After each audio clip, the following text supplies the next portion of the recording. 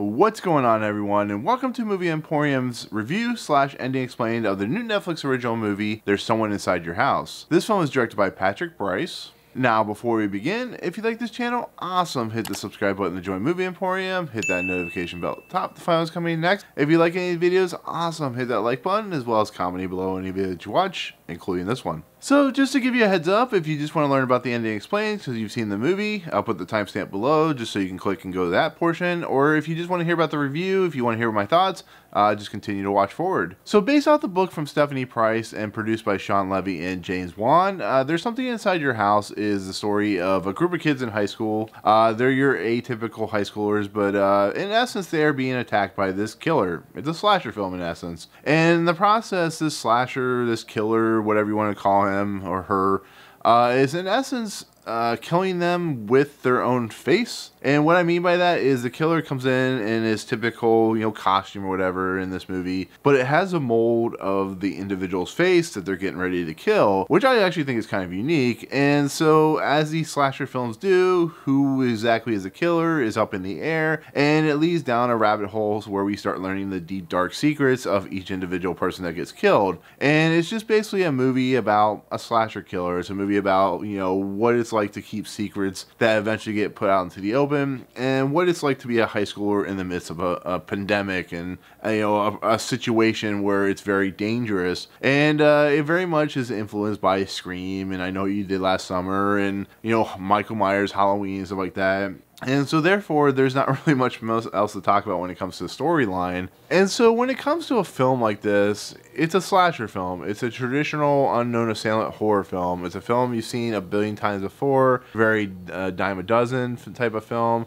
Has actors you don't really know, could probably come up in the acting circuit later on. But the thing that kind of sets this film apart from other films in that genre is the simple fact that it has James Wan as a producer, who of course is Malignant, and of course the Saw franchise, famous horror director. It's also produced by Sean Levy, who produced Stranger Things, and of course Free Guy just recently. And it has a director in this guy named Brice, who you may or may not know, but he directed with Mark Duplass these couple cool kind of really low budget indie films called Creep and Creep 2.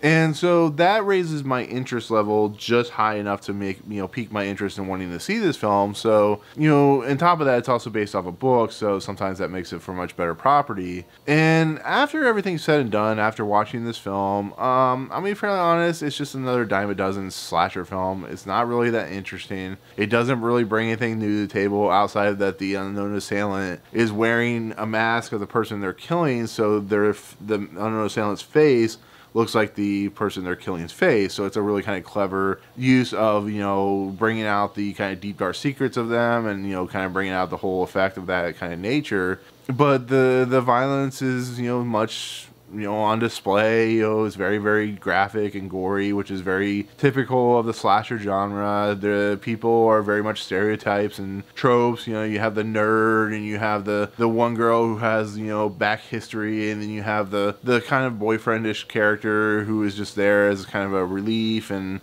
you have some other characters, and then you have the people who are killed off who kind of jumpstart the story. I just don't find that very interesting. I find this genre really lackluster or really lacking in really original tropes and really original content. I think honestly, and you can take this for what you will, I think It Follows was the last great slasher film, last great unknown assailant film, because I felt that the slasher was never really known, was really creepy, and gave us kind of a cool concept to that whole genre and flipped it on its head. So instead of the, if you've ever watched the film, you know how that plays out. But I think that's what makes original content in this genre. It's very, hard to do, but there are people out there that will make good slasher content. With that said, there's nothing here. There's no meat. There's no concept that's not been done before. Like I said, exactly where it's going. I knew the killer a mile away. I knew exactly who it was going to be. And to me personally, that just doesn't make it very much fun. It doesn't really make it that interesting. And that's such a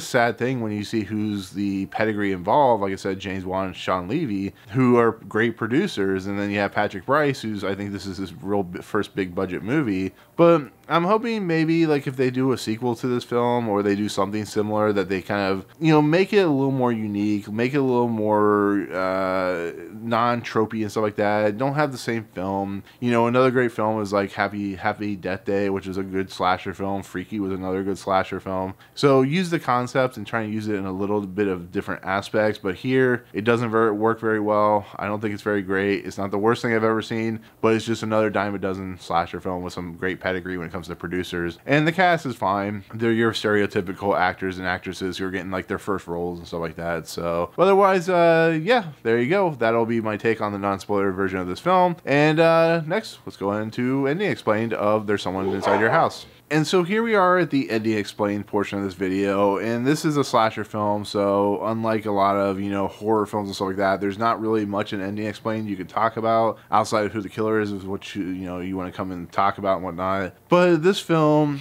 is of course about Makani, who comes from Hawaii. She's the young girl who's like our main protagonist, and she has a deep dark secret where she of course she wants to be part of I think it's like a sorority or something like that, where they're at a campfire and she accidentally hits a girl and one of the girls dies, and you know, by burns and stuff like that. And so we see the characters as they're being killed, and they're being positioned where all their deep dark secrets are being put out into the internet. We're finding out some really disturbing things. Some people are really being disturbingly killed. But what the killer is doing is killing them in the ways that they may have either severely injured or killed someone, which is really fascinating.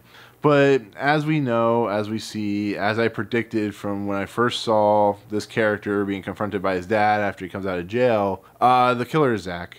It was really predictable. It was something I was like, oh, it's either going to be him or maybe somebody else that we don't really pay attention to, maybe Darby or something like that. And the reason it's Zach is because he's abused by his father. He's a very angsty kid. He smokes a lot of weed, so I don't know if that counts or whatever. But he's an individual that seems to be kind of in the background a little bit. He's a character that, you know, the Makani character really tries to talk to, really tries to befriend and stuff like that. And he plays himself so typically into this killer role that when it's revealed in the cornfield during the fire, it's like, oh, like, couldn't it be something cooler? Couldn't it have been one of the characters, you know, maybe that we saw in the very beginning of the film, where maybe it was one of the ones that killed and was just kind of a trick out or something like that. It'd be cool if they just kind of turned it on its head, but it's like, here we go, another angsty teen who can't get past the fact that, you know, one day in college they'll be not weird and creepy and uncomfortable, and,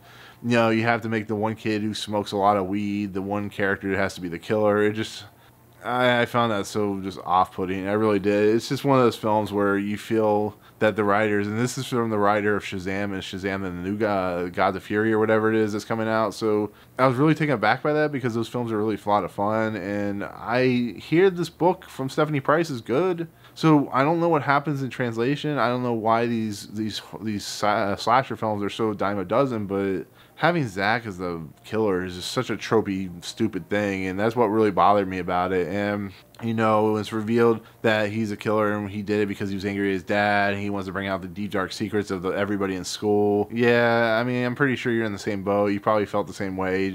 You've seen it before. It's been done much better, especially like movies like Scream and Scream 2, and I just feel like that they need to find something new about this genre. That's the kind of overall Ending Explained of it. I do think the idea of the mask with the different characters' faces and stuff like that is really clever. I like the fact that he admitted it was really hard to do, and we see it actually kind of being formed during the credit sequence, which is really cool. But I just think overall, when you have a film like this, you need to be somewhat unique and kind of interesting, not be the same old crap over and over and again. It's still a film that's going to be watched by people. It has a terrible this title for this movie is terrible as well. It's just very predictable. So if you don't see Zach being the villain or being the killer in the end of this movie, I'm kind of surprised, because it's really prevalent. It's really prevalent in the positions that he is in this movie and how he is kind of a character that disappears and reappears at the right moments and all that good stuff. So just overall, that's really where it comes down to. It's just a very predictable kind of slasher film, unfortunately. So